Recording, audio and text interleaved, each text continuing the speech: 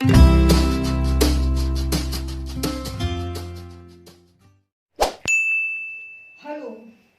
मेरे 9th class के सभी स्टूडेंट्स, आप सबका वापस मैं वेलकम करती हूँ अपने चैनल में। और उम्मीद करती हूँ कि मेरे प्रीवियस वीडियो के अंदर जो मैंने आपको सॉलिड स्टेट समझाई थी वो पूरी तरह आपको समझ में आ गई होगी और उसके अकॉर्डिंग आप सारे आंसर्स लिख सकते हो। अब मैं आपको पढ़ा रही हूँ लिक्विड स्टेट। लिक्विड स्टेट क्या होती है? एक ऐसे सब्सटेंसेस या मैटर होते हैं बेटा विच शो फ्लूडिटी। फ्लूडिटी का मतलब हम लोग कहते हैं बहने वाले, यानी कि जो भी सब्सटेंस या मैटर बह सकता हो वो according to the classification mode of classification of matter में वो लिक्विड स्टेट को बिलोंग करेगा। अब आपसे सबसे पहले टर्म पूछी जाती है कि फ्लूडिटी होती क्या है। फ्लूडिटी जिस तरह से बेटा सॉलिड्स में मैंने आपको रिजिडिटी बताई थी, वैसे ही आपके लिए जो लिक्विड्स होते हैं उनमें फ्लूडिटी प्रॉपर्टी मिलती है। फ्लूडिटी का मतलब होता है the tendency to flow easily from height to depth और high pressure to low pressure. देखो बेटा, रिजिडिटी जो पार्टिकल्स के अंदर क्लोजली पैक्ड होते हैं, इंटर पार्टिकल स्पेस कम होने के कारण वो एक दूसरे के पास रहते हैं। फ्लूडिटी के अंदर क्या होता है, लिक्विड्स के अंदर थोड़ा सा पार्टिकल्स में इंटर पार्टिकल स्पेस डेवलप होता है, या हम ये कह सकते हैं उनके पार्टिकल्स में मॉडरेट स्पेस आने लगता है। और जो ये inter particle space moderate form में होता है उसके कारण क्या होता है, उनमें हम ये नहीं कह सकते कि फोर्स ऑफ अट्रैक्शन नहीं है। फोर्स ऑफ अट्रैक्शन है पर उनका सीक्वेंस मॉडरेट है, तो फोर्स ऑफ अट्रैक्शन भी मॉडरेट है, जिसके कारण ये पार्टिकल इस पार्टिकल को अपनी तरफ खींचता है और इसके एक दूसरे को अट्रैक्ट करने से वो क्या करते हैं, फ्लो होना चालू होते हैं।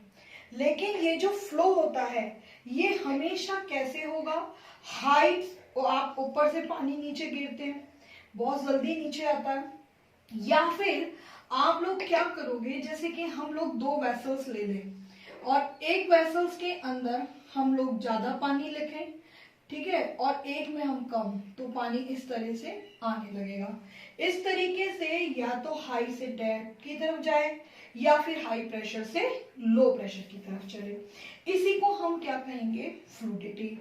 अब आपकी इसी के बेस पर, यानी कि moderate arrangement of inter particle space in the liquid state, हमारे लिए बहुत सारी प्रॉपर्टीज डेवलप हो गई। पहली प्रॉपर्टी क्या डेवलप हुई, नो फिक्स्ड शेप। क्योंकि बेटा इनके अंदर मॉडरेट स्पेस है इसलिए फोर्स ऑफ अट्रैक्शन भी मॉडरेट है, और मॉडरेट होने के कारण या less force of attraction compare than of solid, इसके कारण इनमें फिक्स शेप नहीं होता। मान लीजिए मैंने एक बच्चे को दिया ग्लास पानी, मैंने आपको 1 लीटर ही दिया, और एक को मैंने दे दिया सॉसर शेप का, ठीक है, और एक को मैंने आपके लिए दे दिया कोई फनल आपके लिए इस तरह का। मैंने कहा बेटा इन सब में 1-1 लीटर पानी डालो जो मैंने दिया है। पानी की का क्वांटिटी तो 1-1 लीटर ही रहेगी, लेकिन वो इस कंटेनर के अकॉर्डिंग ही शेप ले लेंगे, सबके सब इसके अकॉर्डिंग शेप लेते चले जाएंगे आपके लिए। यानी क्यों, क्योंकि इनके अंदर लेस फोर्स ऑफ अट्रैक्शन है और मॉडरेट इंटर पार्टिकल स्पेस है। अब हमारे लिए आता है फिक्स्ड वॉल्यूम। वो मैं अभी अभी आपको बता चुकी कि फोर्स ऑफ अट्रैक्शन है, इसके कारण बेटा हम इसके अंदर वॉल्यूम कैसा रहेगा, फिक्स। क्योंकि वॉल्यूम का मतलब आपके लिए क्या होता है, the amount that occupies by the matter या बाय द सब्सटेंस, उसी को हम लोग क्या कहते हैं, वॉल्यूम्स कहते हैं। और वॉल्यूम तो आपके लिए इसमें भी 1 लीटर है, इसमें भी 1 लीटर है, 1 लीटर है। ऐसा तो नहीं है ना कि आप लोग बाजार से 1 लीटर पेप्सी लाए और ग्लास में डालते ही वो आधा लीटर रह गई, नहीं हो सकता। इस तरीके से ये फिक्स हो गए। अब आपके लिए बहुत इंपॉर्टेंट टर्म चलेगी जिसको हम लोग कहते हैं डेंसिटी। डेंसिटी डेंसिटी का सबसे पहले बेटा मतलब क्या होता है, यही आपको समझाना पड़ेगा। डेंसिटी जो होती है वो होती है, उसको इंडिकेट करते हैं डी से, कुछ फिजिक्स में आपको बेटा रो से भी कराएंगे, और वो होती है आपके लिए m/v। ये तो एक फॉर्मूला लिख दिया, आप कहेंगे ये क्या मैम। अब देखिए m का मतलब होता है मास ऑफ सब्सटेंस,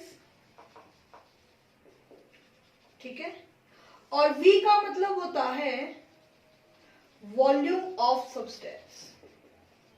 यानी कि जब कोई भी आपके लिए मैटर या सब्सटेंस अपने मास के अकॉर्डिंग स्पेस ऑक्यूपाइज करने लगता है, उसी को कंपेयर से जो चीज निकलती है उसे हम क्या कहते हैं, डेंसिटी कहते हैं। जो डेंसिटी होती है उसकी यूनिट भी बना सकते हो आप। कैसे? मास को आप किस में मेजर करते हो? ऑब्वियसली किलोग्राम में। और वॉल्यूम को किस में कहा जाता है? लीटर। यानी इसकी डेंसिटी की जो यूनिट है वो क्या बनेगी? किलोग्राम पर लीटर। इस तरीके से बेटा आपके लिए डेंसिटी। अब डेंसिटी से हम क्या पता लगाते हैं कि लिक्विड की डेंसिटी सॉलिड की कंपेयर में आपके लिए कैसी होती है? कम। और जिनकी डेंसिटी कम होगी वो हमेशा फ्लोट करेंगे, जिनकी ज्यादा होती जाएगी वो सिंक होते जाएंगे। आप लोग वाटर हमेशा फ्लो होगा, ऊपर आएगा, लेकिन अगर मैं इसमें जैसे ही वुडन ब्लॉक आपके लिए आयरन का ब्लॉक डालूं तो वो नीचे आ जाएगा। अब आपके लिए मैंने अपने वीडियो में बताया था kinetic energy, the energy that is possesses virtue of motion. वो काइनेटिक एनर्जी जो होती है वो आपके लिए इसमें कैसी होती है? मॉडरेट होती है। ये कैसे निकाली जाती है इसे मैं आपको पढ़ाऊंगी जब मैं मेरा टॉपिक डालूंगी ना डिफ्यूजन तब। अब आपके लिए आता है बेटा, इसी से एक और चीज बनती है डिफ्यूजन। डिफ्यूजन का मतलब होता है, आपको मैंने बताया भी था, कि इंटरमिक्सिंग ऑफ द पार्टिकल्स, ठीक है, या फिर हम सिंपल लैंग्वेज में कहें when particles move high concentration to low concentration. इसमें जो डिफ्यूजन होता है किसकी कंपेयर में? सॉलिड की कंपेयर में वो बहुत तेज होता है। तेज क्यों होता है? क्योंकि सॉलिड के अंदर तो पार्टिकल्स में स्पेस नहीं होता, लेकिन बेटा जो आपके लिक्विड्स होते हैं उनके अंदर इंटर पार्टिकल स्पेस डेवलप होने लगता है। जब इंटर पार्टिकल स्पेस आपके लिए डेवलप होगा तो धीरे धीरे आपके लिए क्या होने लगता है? उनमें मूवमेंट भी होने लगेगा, और उस मूवमेंट के होने से काइनेटिक एनर्जी भी बढ़ेगी और डिफ्यूजन भी बढ़ेगा। अब आपके लिए डिफ्यूजन के बेस पर लिक्विड्स को दो पार्ट में डिवाइड करा, वॉलेटाइल और नॉन वॉलेटाइल।